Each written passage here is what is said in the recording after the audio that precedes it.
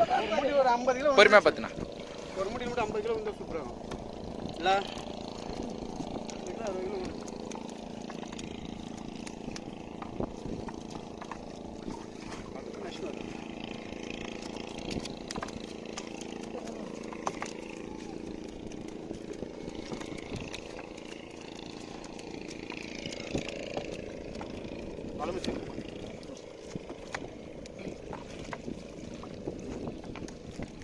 பாருங்க நண்பர்களே,